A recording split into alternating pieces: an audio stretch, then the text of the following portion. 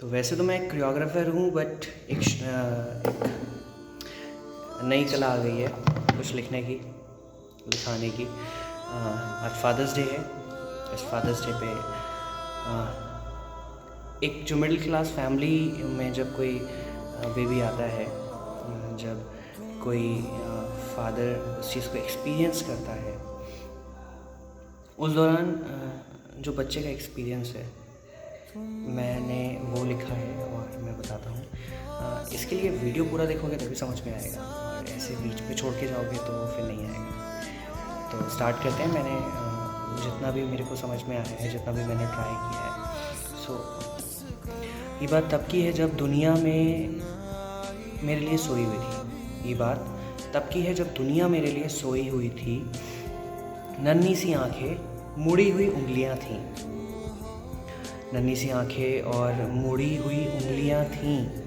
होली दिवाली की समझ नहीं थी मुझे, पर तब भी वो मेरे ही साथ था मनाता। नंगे बदन पे कपड़े पहनाता। बिस्तर को गीला करना हो, बिस्तर को गीला करना हो या फिर पूरी रात रोना, मैं ही इकलौता था जिसने मेरे पापा से छीना था उसका सोना। खुद के सपने अधूरे थे उसके, पर मेरे लिए अभी भी वो बुन रहा था।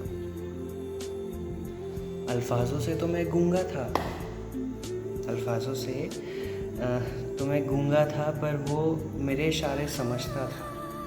मेरी ख्वाहिशों को वो तब पूरा करता था।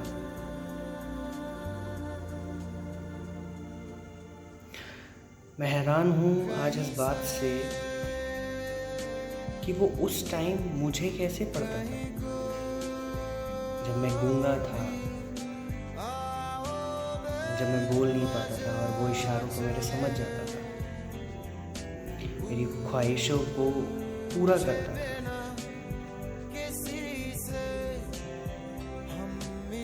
पापा तो छोड़ो, उस टाइम पे पाप भी नहीं निकला था मेरे मुंह से।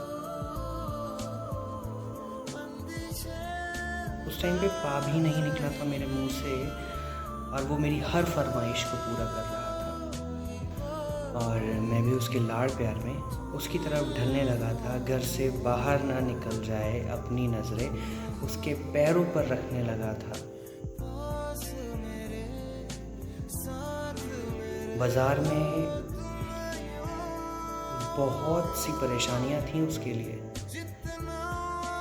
पर वो सूरज ढलने का इंतज़ार किया करता था, और मैं भी शाम होते ही अपनी नज़रें दरवाजे पे रखा करता था। चौखट पे कब आहट हुई, अपने वॉकर से सरकता हुआ चौखट की ओर देखा करता था। उसकी शक्ल देख के, मुस्कुरा के, जितने इशारे मुझसे मिलते थे, मैं उतने इशारे करके उसे अपनी तरफ बुलाता था, और वो भी मेरे को देख के मेरी प्यारी सी स्माइल मेरी तरफ सब कुछ छोड़ के भागा चला आता था। वो कभी मुझे सीने से लगाता, तो कभी मुझे हवा में उछालता। मेरी खुशी के लिए वो कभी घोड़ा तो कभी हाथी बन जाता था। वो बाप ही था जो मेरी खुशी के लिए कुछ भी कर जाता था। पर अब वक्त बदल चुका था, मैं बड़ा हो गया था, और उनके लिए ये फ़र्ज़ समझने लगा था कि उन्होंने मुझे पैदा किया है, तो ये उनकी जिम्मेदारियां हैं। मैं दूसरे शहर में आ चुका था, नौकरी मिल गई थी मुझे, और पैसा आने लगा था।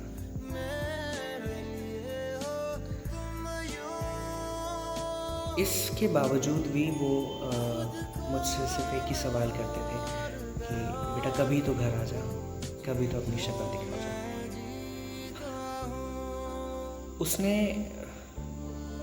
पूरी दुनिया का कर्जदार होके मुझको बनाया, और आज जब मेरा समय आया तो मैं उससे सवाल किया करता था कि पापा आपको क्या ज़रूरत है इतने पैसों की। उससे हिसाब किया करता था। वक्त ने करवट ली और मैं जिसका बेटा था आज किसी का बाप बन चुका था। मेरे भी अंदर वही सारे अरमान जगने लगे थे, मेरे अंदर वही सारे सपने बुनने लगे थे। मैं भी उसके लिए सपना देख रहा था, वो जल्दी से बड़ा हो जाए, ये मेरा सपना था। फिर एक जज्बात मेरे अंदर जागा कि क्या गुजरी होगी मेरे उस बाप पे। अब मुझे ये समझ था आया। एक मैसेज सबके लिए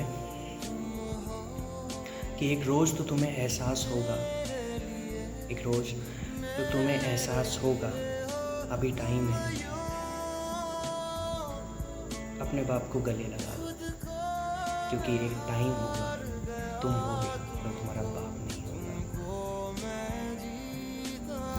और एक ये एंड करते हुए कुछ स्पेशल लाइन है। एक नादान सी मोहब्बत ने हमें मिला तो दिया, हम दो किनारे जो दूर हैं, पर क्या हुआ, बने तो एक ही मिट्टी से हैं। हम दोनों को इंतज़ार रहेगा तेरा पापा कहने का और मेरा पापा सुनने का। Happy father's day.